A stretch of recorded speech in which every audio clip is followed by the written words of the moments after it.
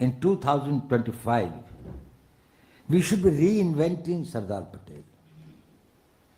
Probably the need to understand him, the time to emulate him and understand his vision, his clarity of thought, his vision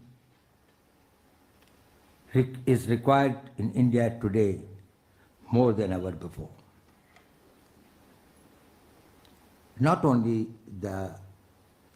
India is under transition, India is having an orbital shift from a certain type of governance, from a certain type of a government structures, societal structures, but also its place in the global order. The world is also undergoing a great transformation. And whenever the change comes, the most important things are your clarity of vision. You're not getting blinded by the dust and the storms, not getting overawed by the noise and the threats. You're not getting subdued by the adversities and the possible threats. You have to prepare yourself and you have to equip yourself. And that is what Sardar Patel's whole life was all about. Whether it was pre-independence, where he played a very similar role as a warrior of freedom movement, supporting Mahatma Gandhi in all his ventures, but also in a short time, in the post-independent period, that he was able not to unify the states, but to integrate India, bring up that understanding in 560 princely states that it was in their interest that India as a state survives, strengthens, and is able to take care of this old civilization which was experimenting with converting itself into a nation state. Converting the civilization into a nation state is a stupendous task. He knew that it can only be done through very powerful governance mechanism. The government has got to think and do beyond what is normally expected. And that is how he envisaged, and I'm grateful that Dr. Harivanshji told us about how his vision of the All India services, he's the patron saint, the mentor of that.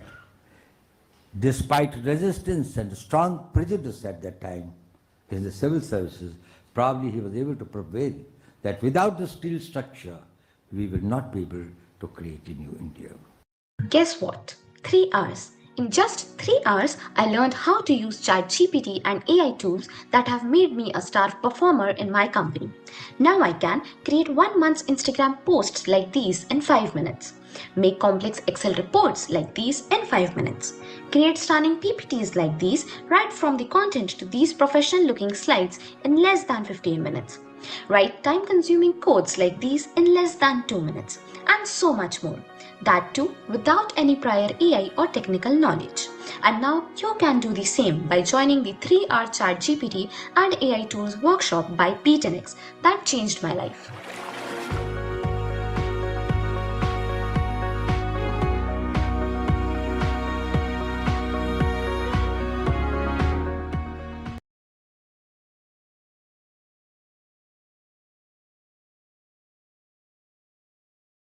अगर आप भगवान विष्णु को प्रसन्न करना चाहते हैं तो ये वीडियो पूरा अंत तक देखिएगा, क्योंकि कार्तिक मास चल रहा है और कार्तिक मास की देव उठनी एकादशी 1 नवंबर को है। इस दिन पर भगवान विष्णु अपने क्षीर सागर से योग निद्रा से उठते हैं और इसी दिनों से सभी शुभ कार्य शुरू होते हैं। जो व्यक्ति इस महीने में गौ माता के लिए दान करता है, उस व्यक्ति के घर में कभी धन दान की कमी नहीं होती। उस व्यक्ति के घर में हमेशा भगवान का आशीर्वाद बना रहता है। इस दिनों में अगर आप दान करते हैं तो आपके साथ भगवान कृष्ण के साथ साथ भगवान विष्णु का भी आशीर्वाद रहता है। हमारे पास में वर्तमान में करीबन 700 से 800 गौ माताएं हैं, नंदी महाराज है जिनकी हालत इतनी बुरी है कि उन्हें हम रेस्क्यू करके डॉग होम फाउंडेशन लाते हैं, उनका इलाज करते हैं, उनके खाने पीने की व्यवस्था करते हैं, उनके लिए डॉक्टर्स की व्यवस्था करते हैं, उनके लिए 24 घंटे केयर टेकर्स रखते हैं। ये सारी व्यवस्थाएं आपके सपोर्ट के बिना कभी भी पूर्ण नहीं हो सकती। तो आप सभी लोग अगर हमें सपोर्ट करते हैं, इस माह में दान करते हैं, तो आपका जीवन सुखी रहेगा, भगवान विष्णु का आशीर्वाद रहेगा और साथ ही साथ भगवान कृष्ण का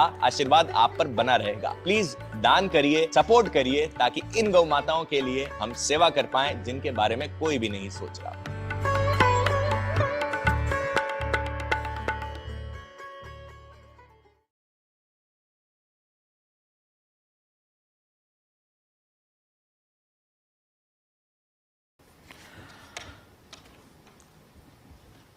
Ladies and gentlemen, power of the nations, whether they are powerful or weak or the comprehensive national power, is a very abstract word. In reality, it is the power of the governments and it is the power of the governance. When the governments are weak, when the governments are confused, when the governments are imbued by the self-interest, probably the consequences also are similar. And these governments work through institutions.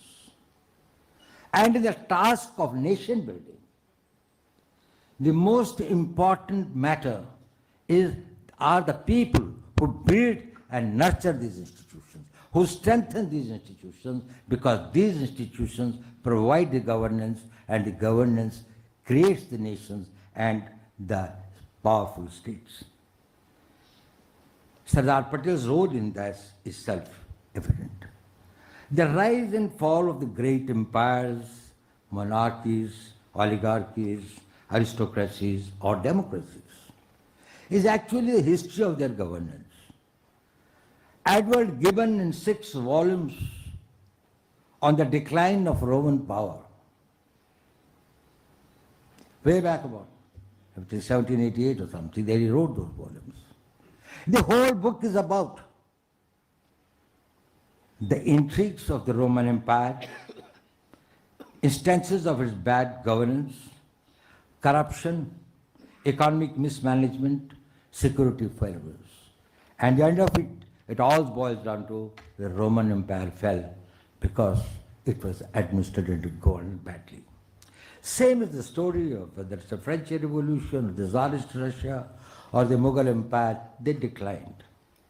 In the post-war period, out of 37 countries that faced various degrees of degradation, 28 failed or got degraded or got balkanized because of their poor governance.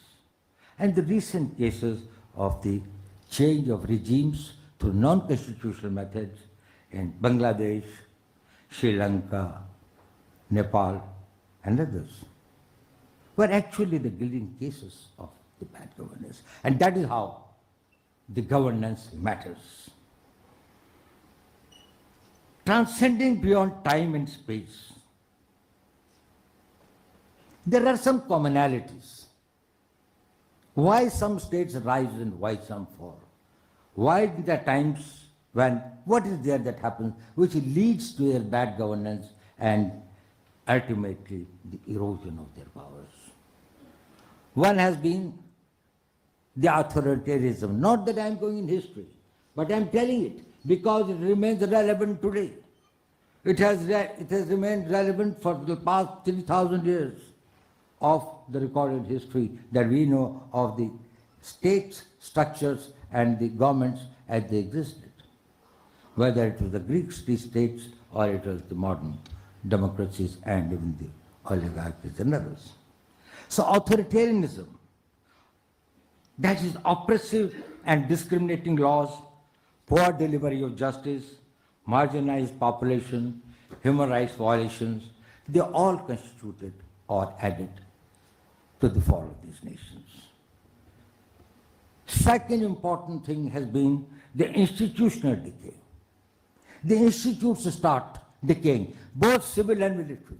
Security structures, their armies become corrupt or oppressive, or their internal security structures collapse. Bureaucracies become inept, slow, corrupt, and insensitive. There is no accountability.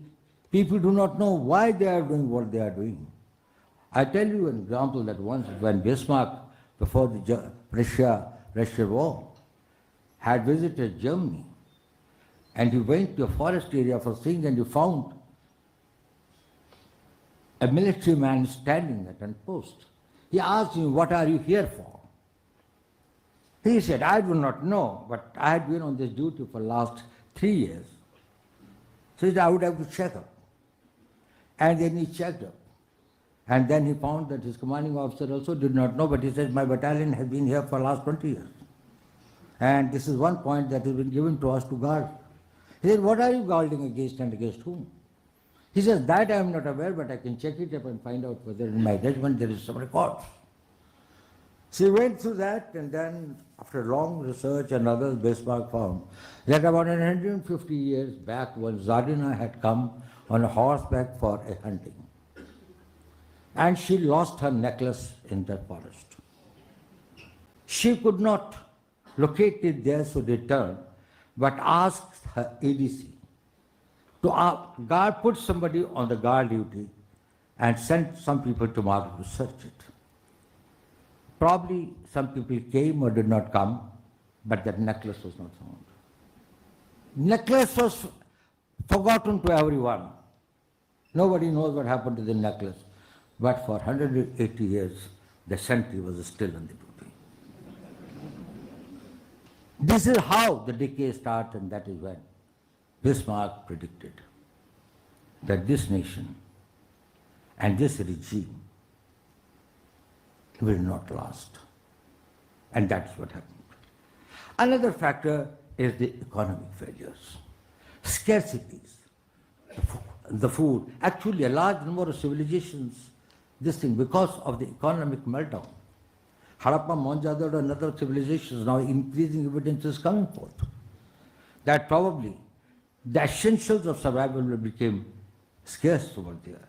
The food, the water, the inflation, oppressive taxes, social unrest, they become the cause of the state failures. They are the old ones. They still exist. They still exist, and they continue to beleaguer the emerging societies. But the new ones have cropped up and have made the situation more complex. You don't need a second job. You just need to learn how to talk to AI. It's 2025. AI can build a pro-level website within a couple of minutes. Meanwhile, you're still asking it how to write emails? Seriously? You've got one of the most powerful tools ever invented sitting right in front of you, and you're barely scratching the surface. Tomorrow, we kick off the 28-day AI challenge for beginners over 40. Just 15 minutes a day to level up. In 1 week, you'll feel unstoppable. In 2 weeks, you'll have your strategy. In a month, you'll wonder why you didn't start sooner. Tap the screen to join us.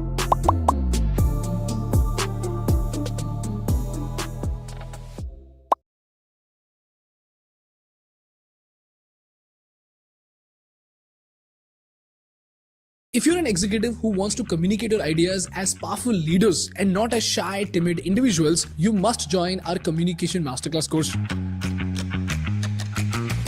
Because the truth is, you could be the hardest working person in the room, but if you're not communicating your value, you will always stay invisible. And the person who knows how to speak well will always get the promotion that you deserve. So if you're this ambitious person who wants to speak with confidence and clarity, you must join our Communication Masterclass course. And if you don't find value in this course in the first 7 days, we will return your money with no questions asked.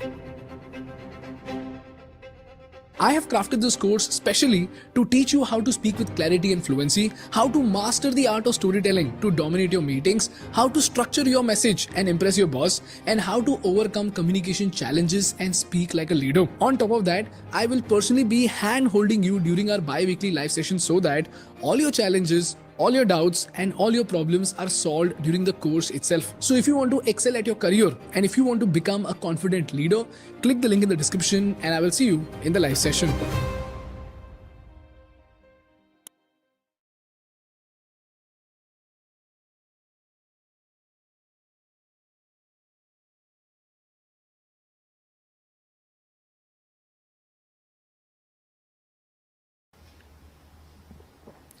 What are these new factors which have started impacting on the process of governance and has made the task more challenging? One is the centrality of the common man. The common man has become more aware, he has become more aspirational, he has higher expectations from the state, and the state has got a vested interest in keeping him satisfied, particularly in the democracies. In the same vein, what has happened that while democracy has proved to be one of the most effective and one of the most enduring system of governance, it has created its own problems. It leads to partisan politics. There are dividends in division. Now, this is the division is a very strange phenomenon.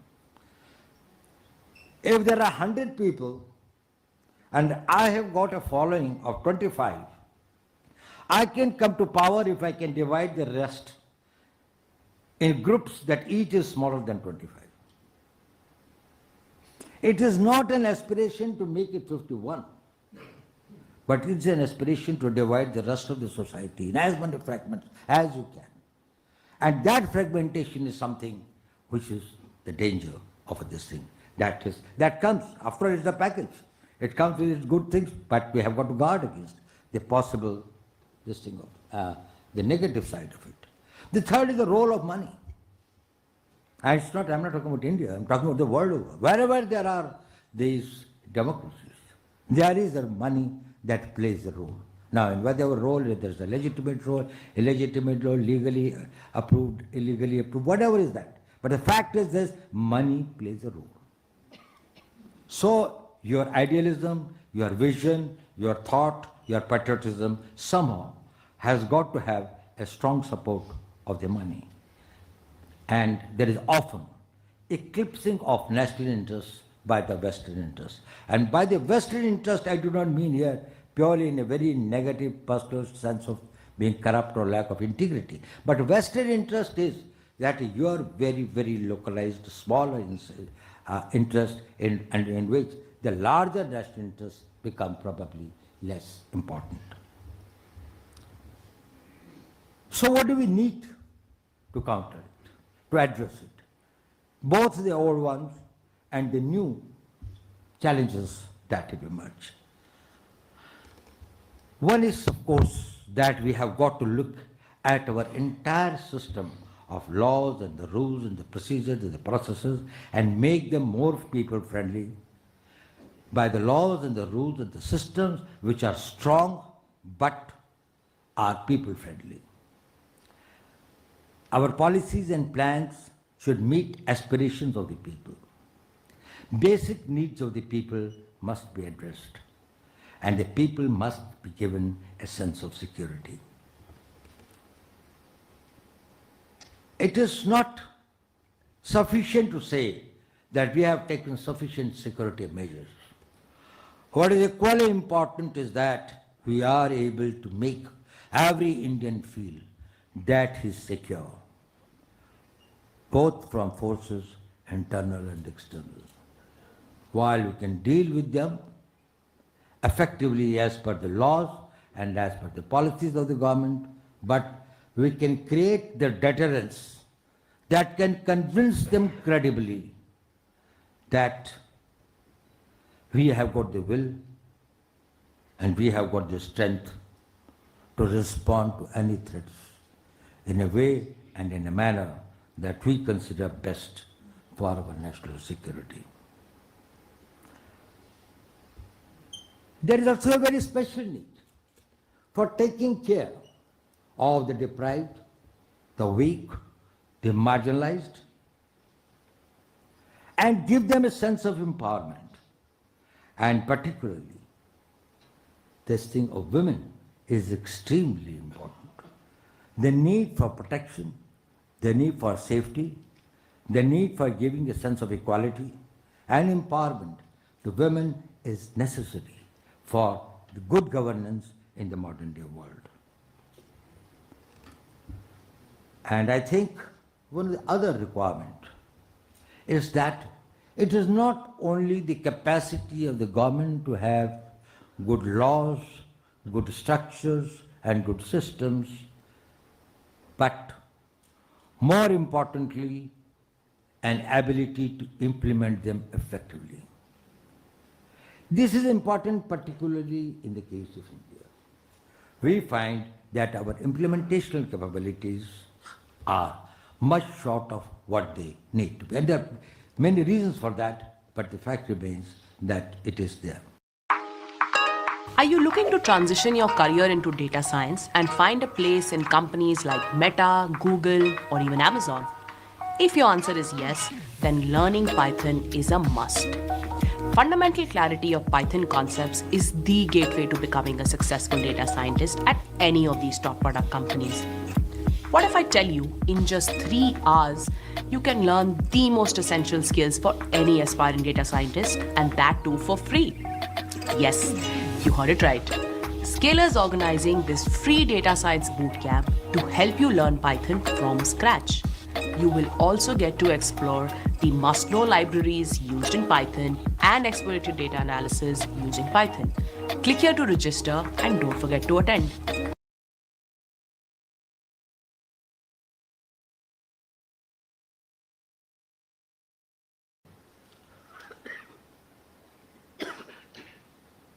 Technology is going to play a very, very important role, both in governance and in eroding the power of the state.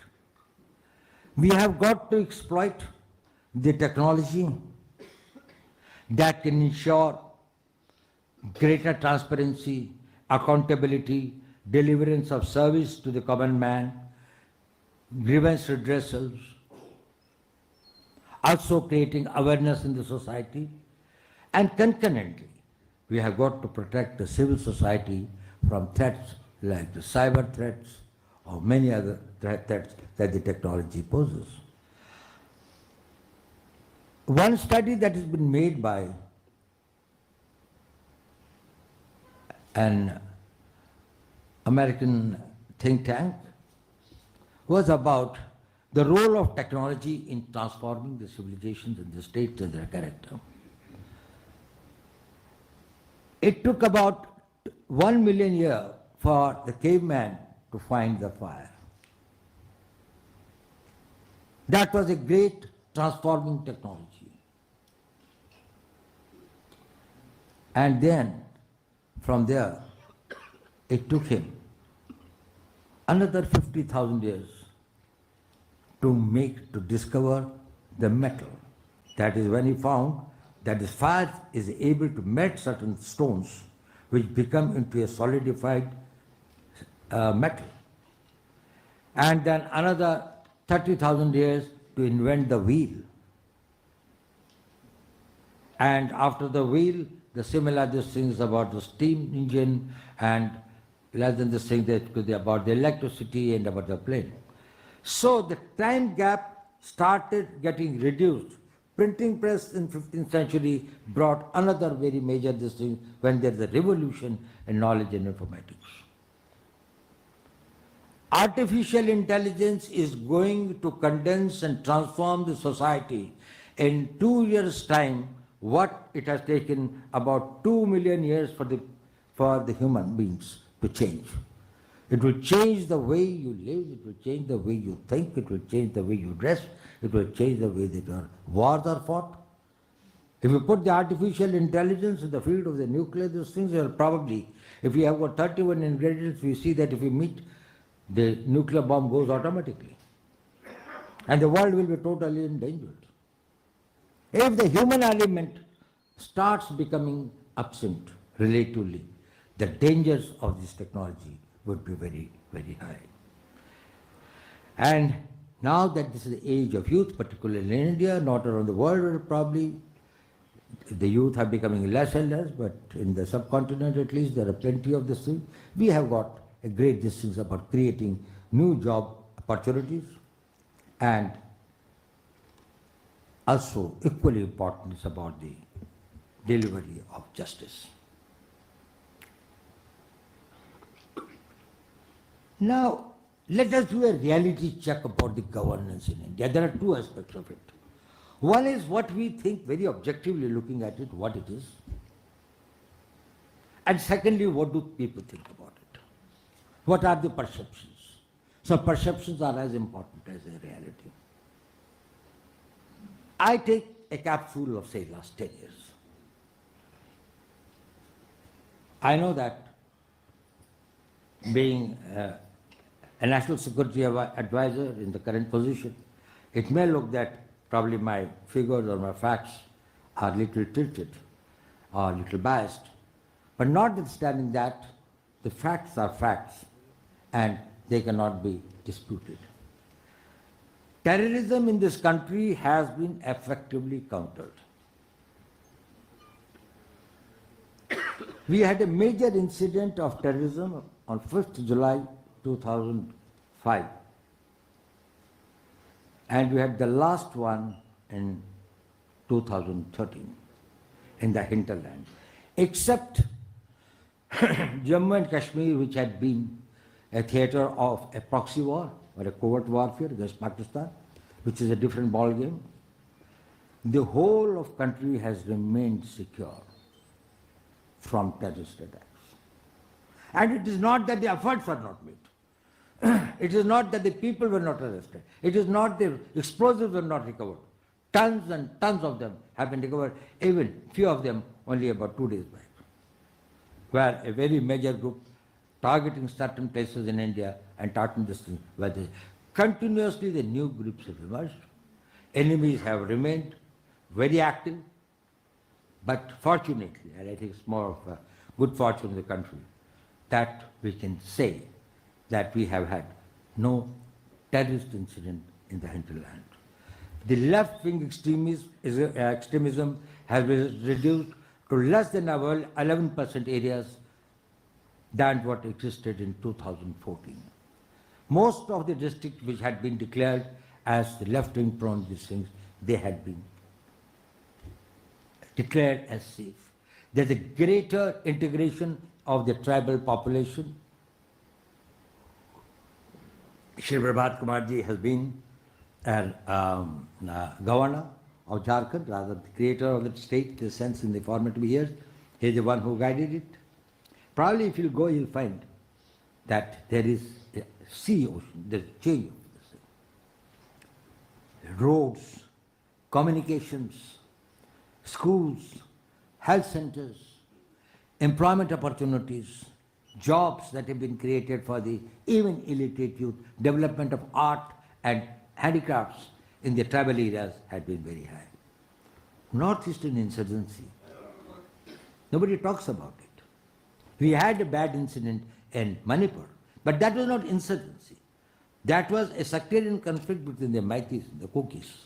Of course, not that it is pardonable, it should be something that we say it is good, but the fact remains that I am talking about as far as the insurgency is concerned. The Northeastern insurgency, the very major groups have got. Bold and decisive counteractions have been taken against foreign and internal perpetrators of this violence. It has been ruthless, but according to law. It has been what the country should be doing to deter its enemies, and I think that deterrence has worked. It's Hostinger's biggest ever Black Friday sale. Managed hosting for WordPress plans now start from only 139 rupees a month. Create, launch and manage your WordPress website with our suite of AI tools, plus get a domain and extra months for free. Get 24/7 expert support and try it risk-free with our 30-day money-back guarantee. Join more than 4 million people making their dreams a reality online. Go to hostinger.com/in and launch your website today.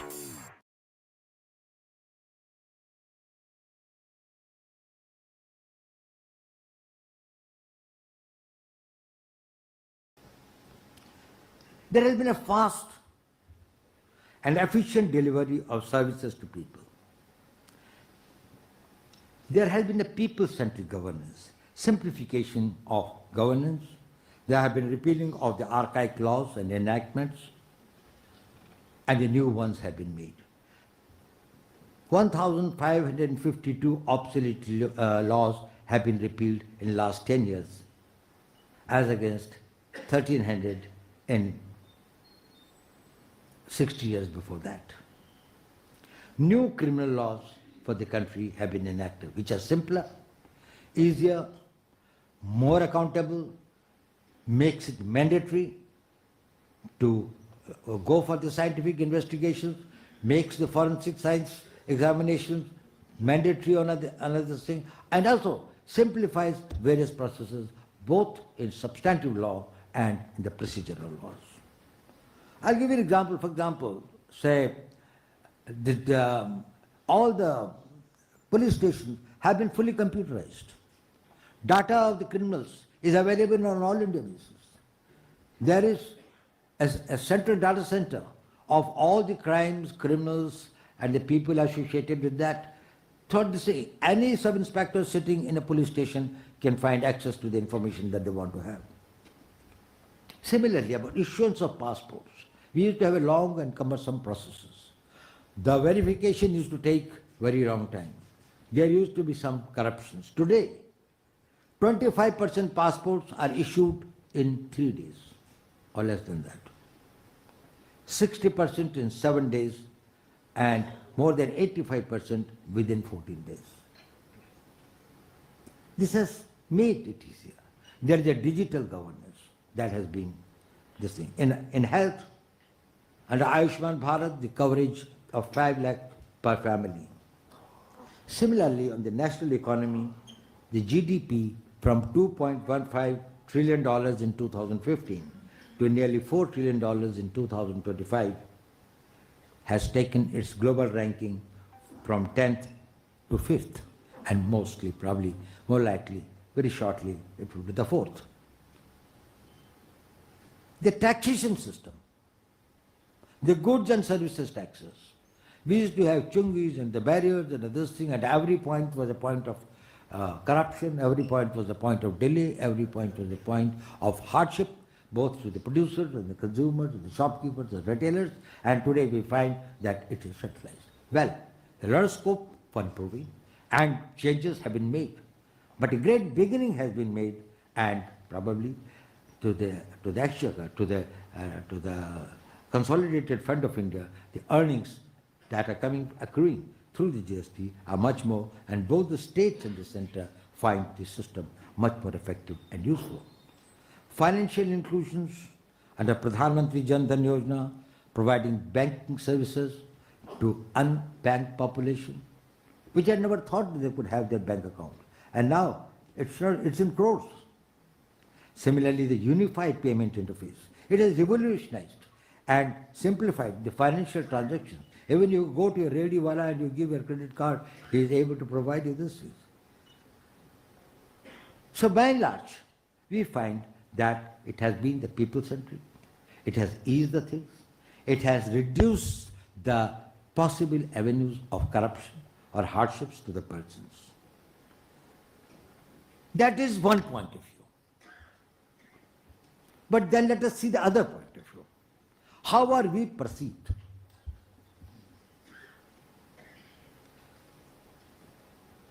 World does not necessarily perceive us as an egalitarian, inclusive democracy which provides constitutionally guaranteed fundamental rights, has got the adult franchise, has got the equal rights for everyone, irrespective of their caste, religion, gender, or any linguistic identity.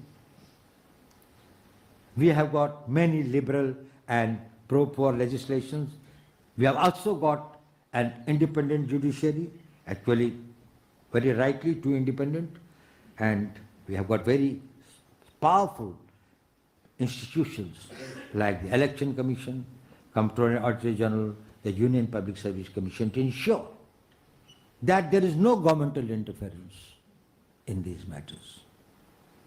However, global perceptions and projections do not carry this image of India. Whether it's on the district, we had just got one study conducted about, let's say, last 3 months. What had been the articles, what had been the thinkings, what had been the surveys that had been conducted against India, about India. And we find that a large number of the global think tanks, some of the scholars, abetted and supported by the most of the things, the material that they get is from the Indian side, the Indian columnists, the Indian journalists, who actually, who think that the news is only, if it is something is a bad news, is the only good news. Because that's the only thing that they can think. So in corruption ranking, the global ranking, India was ranked 96th out of 180. That is, they said, the society or the government continues to be highly corrupt. They note about it that there is some truth in that we have not been able to wipe out corruption from all spheres and all stages. But we have brought about institutional changes to contain and control corruption. And probably many more are in the pipeline. In the global governance performance, which is measures about the regulatory framework and regulatory and infrastructure facilities, we are ranked 118th among 142 countries, which I think was very unfair. Even had it been so, we would not be getting so much of the foreign direct investment at the rate that we are getting. India is a very sought after destination by most of the global investors, even today. Rule of Law Index, the World Justice Project rated India 79th out of 142. Of course, it's a great improvement from the past, but in spite of that, I think we deserve to be much above that. The Press Freedom Index says India ranks as 151 amongst 182 countries. I think, I don't know, what could be more freedom in India than the freedom of press, that they can write everything that they think is somebody's idea but does not have any substantial facts to support it. But it is all right. And then the social media and the freedoms that the people enjoy. Accountability, the Indian rating was 1.47%. It is true that the methodology adopted is not fair. There are certain biases. There are certain other factors, invisible factors also, which play a role in that. But there's also a need for us, for introspection, and to have self-criticism, to identify where are the shortcomings and what needs to be done. Not what the others are telling, but we ourselves experience. And I would like to allude to some very specific areas where I think the Indian governance needs much greater focus and much concerted efforts to achieve that. One is the need for greater accountability. I think I've already shot my time away. This thing of the greater accountability. Low tolerance for defaulters is necessary. Sympathy misplaced is the worst form of cruelty. Supporting or shielding the people who are wrong as should be made as punishable and as this thing. Somebody told me, how can you bring this thing, the change and reduce the corruption in police? I said, it's a very simple method. Nobody will know about a corrupt police officer except his immediate superior. He is the one who comes to know about it first. If there is something adverse against a police officer, then Let there be an adverse entry also on his listing that he could not control corruption amongst his subordinates. He will see that he will bring down at least to 50%. Because then it is in his interest to see that the people below him do not become visibly corrupt at least. But if it is not, then he becomes a party to that. Second is the capacity building. Now, capacity building, I think, is important. Now, the new technologies, the new challenges, and the new vision of India to become a developed country. We need better training of people in the government at all levels, a specialization, greater understanding of the systems and the global practices and the incorporating the best practices. Also, the government's capacity for perception management and creating awareness. It is important because national will is affected when the country's image gets sullied. When people feel that our institutions are not dependable, when the people feel that our electoral system or our financial systems and others, there are not that levels of transparency and probity and moral standards that are adopted. That is bad for a nation's will. You don't need a second job. You just need to learn how to talk to AI. Let's be real. Most people over 40 use ChatGPT like it's Google. Copy, paste, ask a basic question, move on. That's not how smart people use AI. Tomorrow, we're starting the 28-day AI challenge for beginners over 40. Just 15 minutes a day to level up. In 1 week, you'll feel unstoppable. In 2 weeks, you'll have your strategy. In a month, you'll wonder why you didn't start sooner. Tap the screen to join us.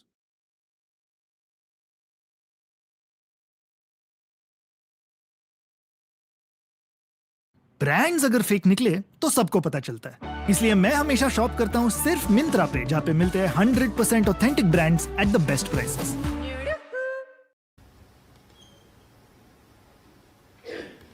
And I think one thing which is very important is that our institutions should be strengthened, but at the same time we should also ensure that the credibility of the institutions in the public eye is not eroded by disinformation, by hostile propaganda, or by vested political interests. These institutions are sacrosanct. They should be seen above politics. People's losing faith in these institutions, whether it is your defense forces, security forces, judiciary, electoral systems, comptroller general, that will be something which will be very, very disastrous. So I think these are the areas we have to focus on. Ladies and gentlemen, we are thinking of a Viksit Bharat. We are aspiring. We are doing everything that will go for Viksit Bharat. But let me tell you that you can never have a Viksit Bharat with an archaic governance structure, with the standards of governance which do not measure up to the levels of a developed country. So we have got to train ourselves, we have to equip ourselves, we have to organize ourselves, we have to bring about a convergence in our policy making and in our program making, and also a whole of the government approach in their execution. Our executive skills and capabilities have got to be enhanced substantially. Once again, sir, I'm very grateful to you for giving me this opportunity. It had been indeed a great pleasure for me to interact with me and share some of my thoughts with you. But I can definitely tell you that the country is on the ascendancy, is doing very well, and it has got a great future.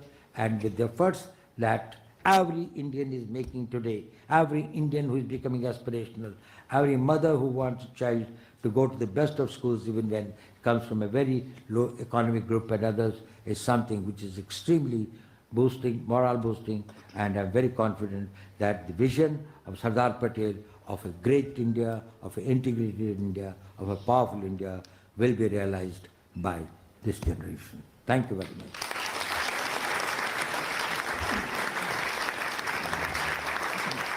Dr.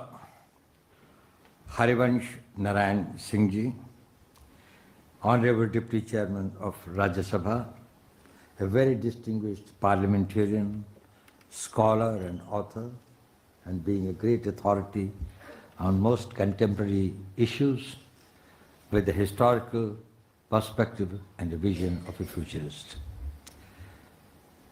Respected Shri Prabhat Kumar Ji, former Commerce Secretary, whom the fraternity of Indian civil servants look as a great role model, who has got a very distinguished career and probably was responsible for many of the initiatives that the government had taken.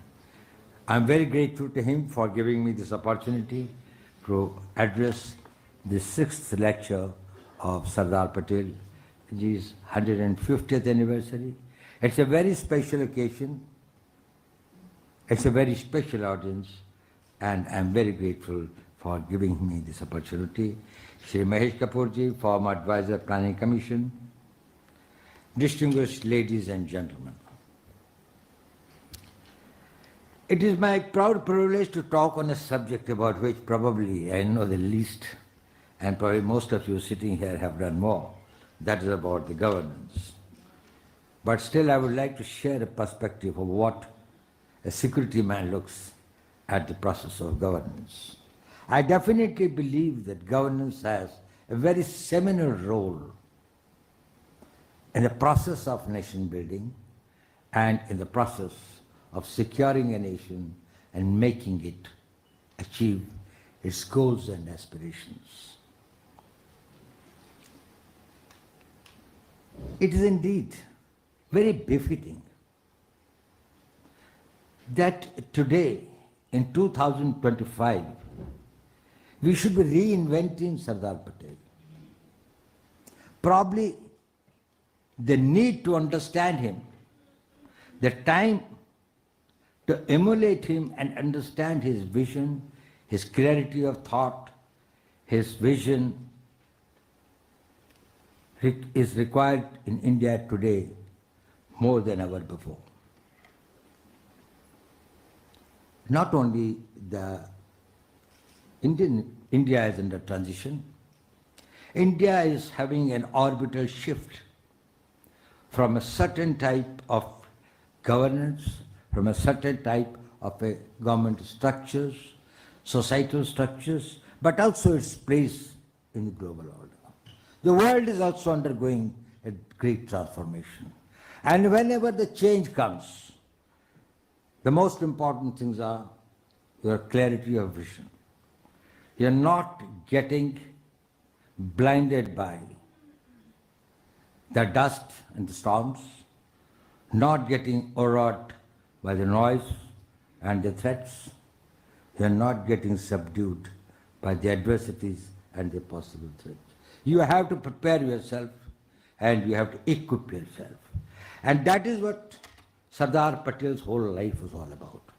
Whether it was pre-independence, where he played a very similar role as a warrior of freedom movement, supporting Mahatma Gandhi in all his ventures, but also in a short time, in the post-independent period, that he was able not to unify the states, but to integrate India, bring up that understanding in 560 princely states that it was in their interest that India as a state survives, strengthens, and is able to take care of this old civilization, which was not allowed its territory to be connected to any of the BRI schemes and projects. And of course, we engage with them. We have got various types of mechanisms at various levels. We have got a special representative mechanism where we talk about border issues, where we conduct the strategic dialogue and other things. We have also got at the defense level. We have got at the level of our foreign minister, our external affairs ministers, our foreign secretaries and others. So it's an ongoing process. We are dealing with them. And I think we feel ourselves very confident and very this way. We will be able to deal. It is an area of concern and priority for us, but it's not something that we feel that it is the thing. As far as the larger geopolitical decision concerned about the US policies, tariffs and others, it's a more complex and a complicated thing. It will take a much more time. But India is very clear about its core interests. India is very this thing that well, it will take the right decisions which maximizes its own national interests. Swooning over a romantic retreat on Booking.com? But can't leave your dog behind? With free cancellation, pivot to a pet-friendly option with ease. Booking.com, Booking.yeah.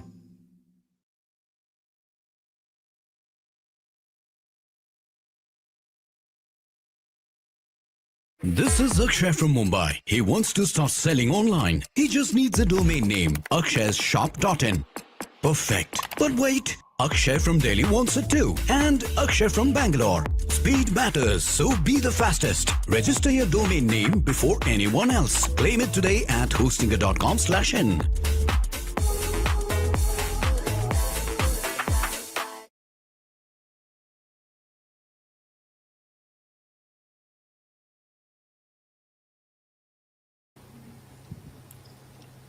So my name is Sandeep. I'm from ANI.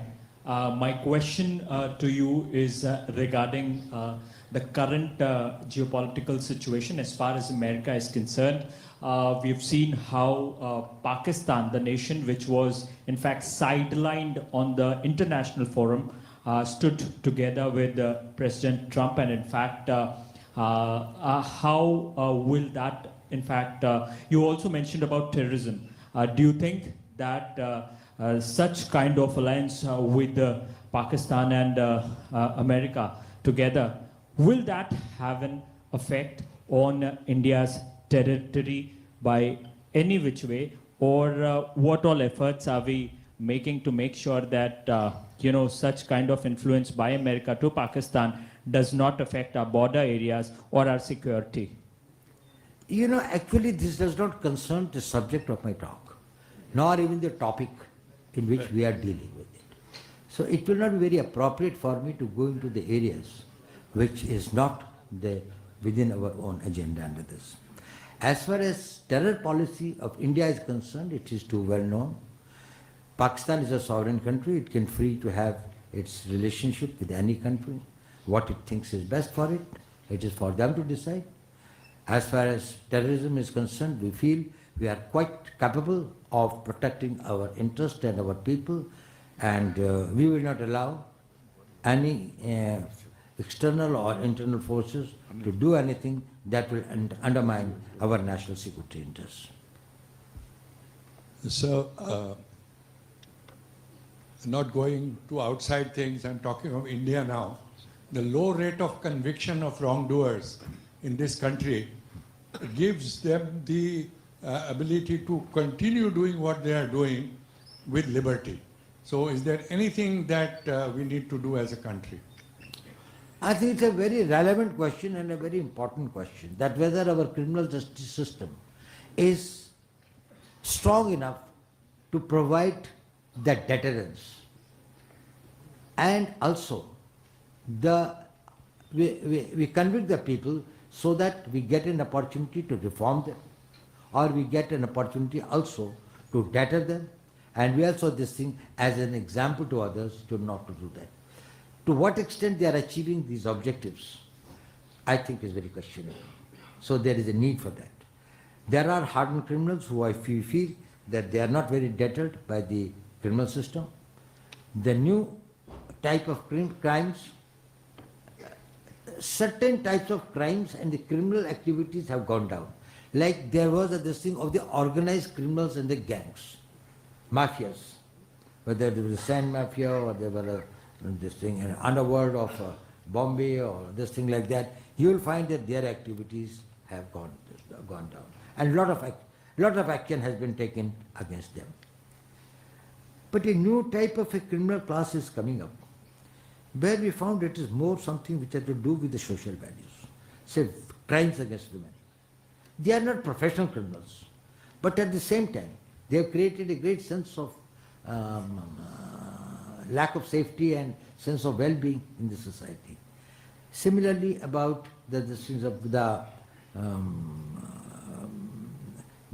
convictions of the hardened criminals is becoming more and more difficult as they are resorting to more of the technological systems.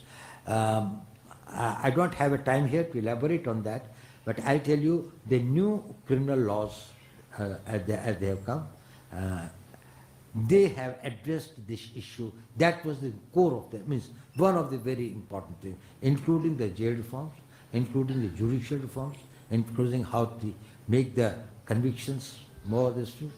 That will require better training of the police, better prosecution, better conduct of the lower judiciary, and there are many things which are being done in that direction.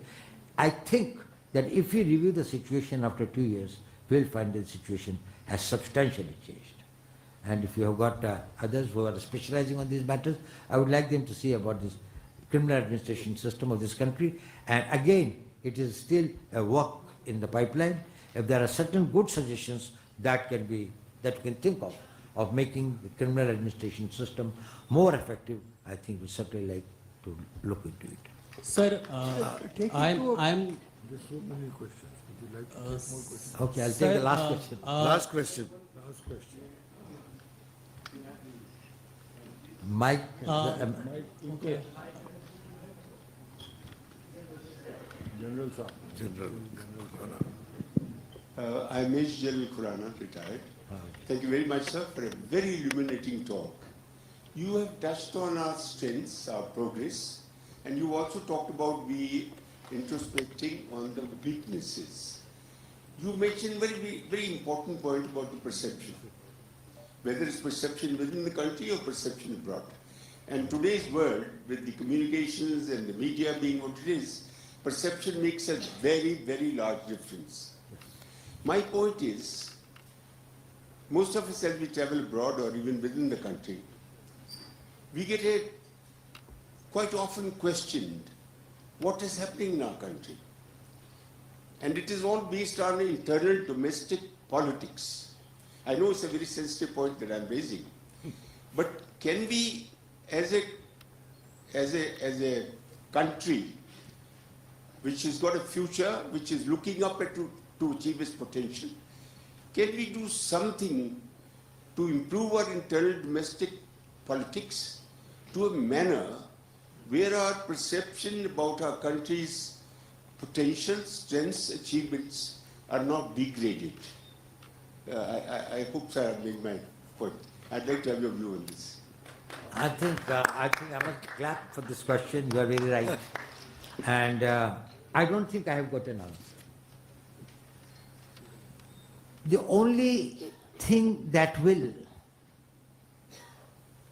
make irresponsible elements within the society, or including in the political circles, is that if people become sensitive to it and they don't take it very kindly, when somebody goes outside and says certain things about the country, which he knows and everyone knows are not true, and that they are false.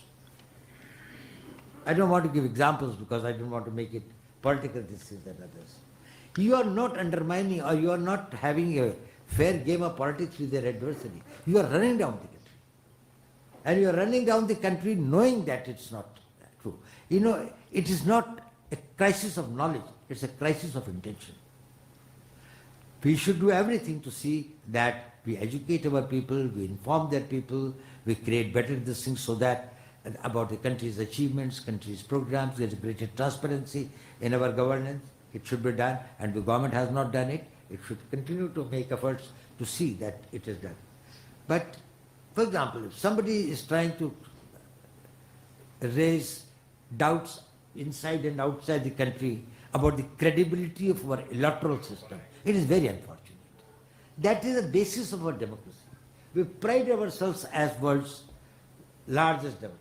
We pride ourselves in telling that we had a continuous democracy. Amongst the developing world who got after independence, where the constitutional democracy started from the day one and has continued uninterrupted till now, short this thing of emergency being an aberration, but still, there has been no change of government except through the ballot box. Now, it is no mean an achievement. Let us see how many examples within Asia or Africa or the other countries who are decolonized, who can claim that sort of a thing. We have had a constitution that has been amended, of course, to meet the requirements of the day, but there has been the continuity of the constitutional this thing.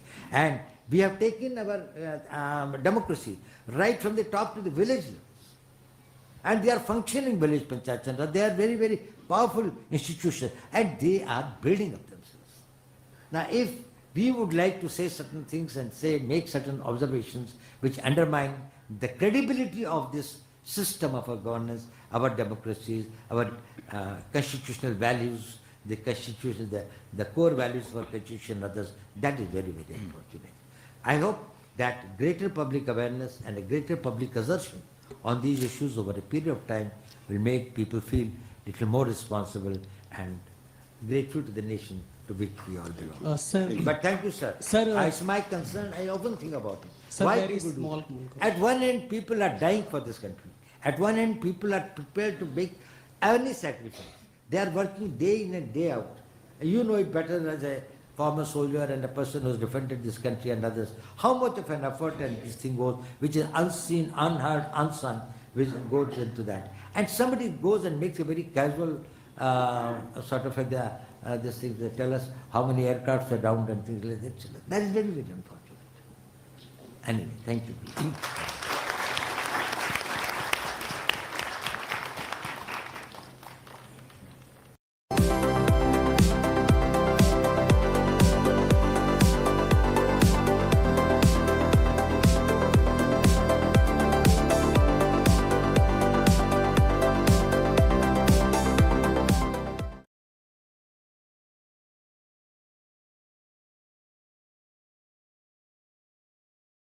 How does Docker help with production quality applications? And how do you build your own Docker file from scratch? Well, if you're a software engineer interested in learning Docker, this is the chance you were waiting for.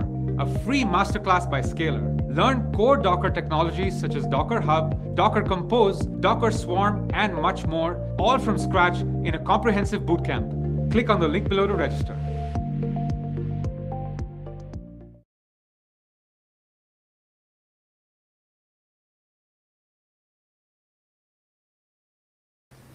Good evening, ladies and gentlemen.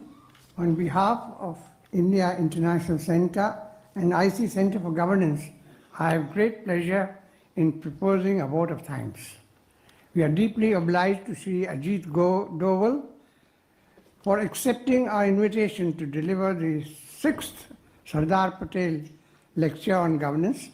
Sir, we are extremely grateful for taking time out from your onerous duties and sharing your thoughts on the significance of governance in the development and sustenance of a nation like ours.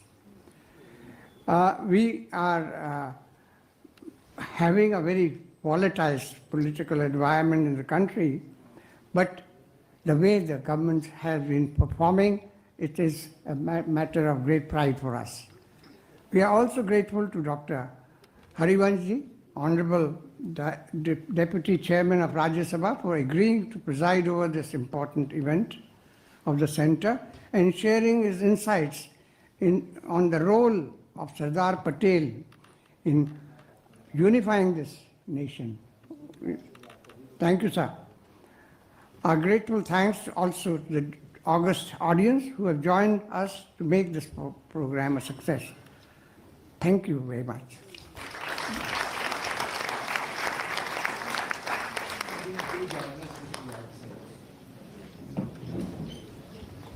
Please join us out to the veranda. Thank you.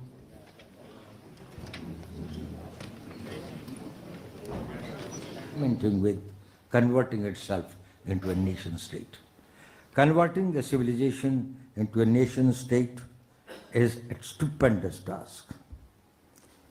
He knew that it can only be done through very powerful governance mechanism.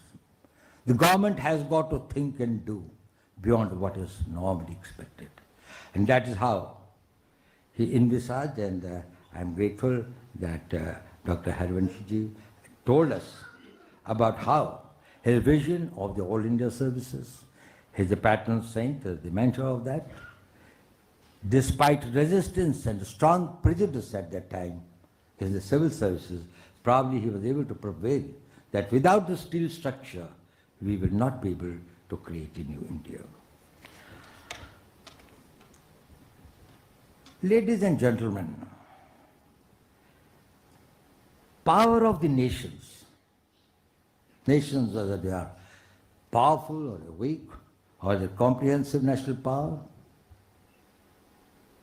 is a very abstract word. In reality, it is the power of the governments, and it is the power of the governance.